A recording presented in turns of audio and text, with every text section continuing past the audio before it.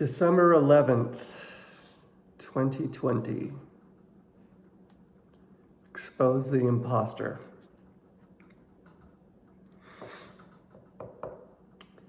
I posted a video of myself up on YouTube yesterday for the very first time.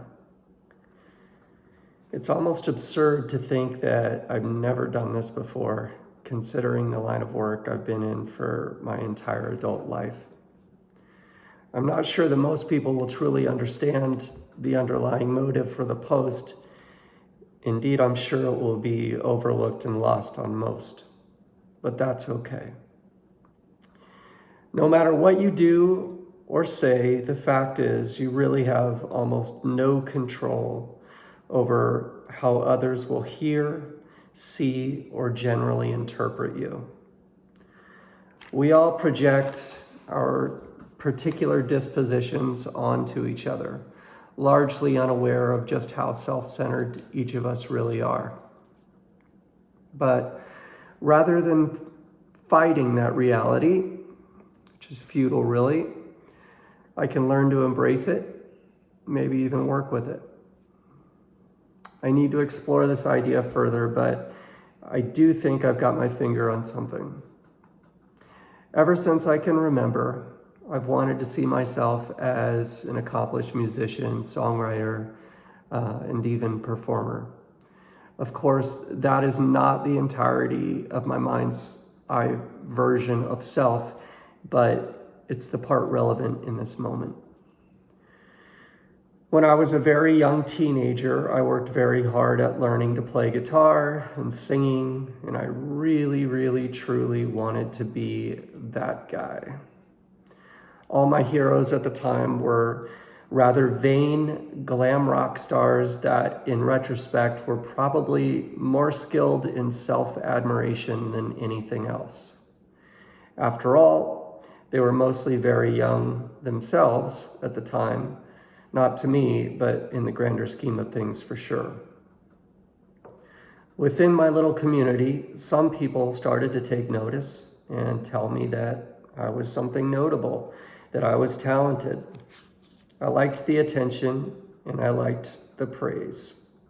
And I really liked the admiration when it landed on me.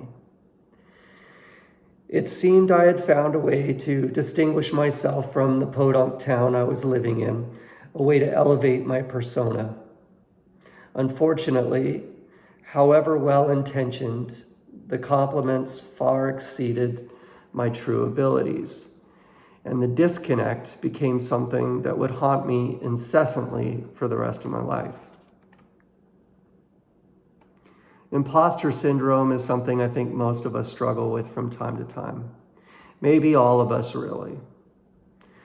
But paired with the perfectionist disposition I'd learned from my father, it was especially debilitating. My standards would far exceed realistic possibility, so I was doomed to certain failure in anything and everything I attempted. Living with this imposter was exhausting, and part of me just gave up at a very early age. Rather than do the work, I would revel in the moments of misguided praise and relive them over and over, clinging to what tiny bits of success I'd tasted, desperately wanting to avoid starting the next pursuit, of which I would most certainly fail and inevitably be exposed for the imposter I was and still am. And so maybe that explains how a perfectionist can become the worst of procrastinators. The reasoning goes, subconsciously of course, as long as I don't finish something, I cannot be held fully accountable for its flaws. It's perfect until it's finished. It might not sound like much to you, but that's a massive revelation for me. That's why I have so much trouble finishing things, anything. and it only gets worse in the presence of greatness. I've been blessed in that regard. I have certainly been in the presence of greatness, and I've been truly awe-stricken in those transcendent moments. Michael Jackson, Chris Cornell, Alexei Murdoch, Katie Lang, and Noah Gunderson, among others for sure.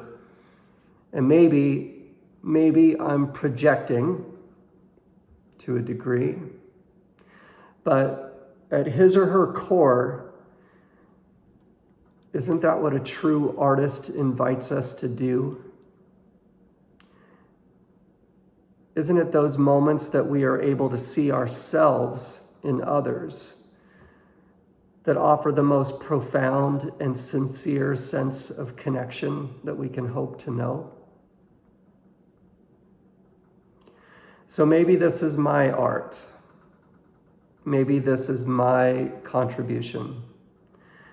I am not and will never be a natural musician. I have to work for it clumsily. I feel like I have to work at everything clumsily. And I think I may finally actually be coming to terms with that. This is my red light therapy.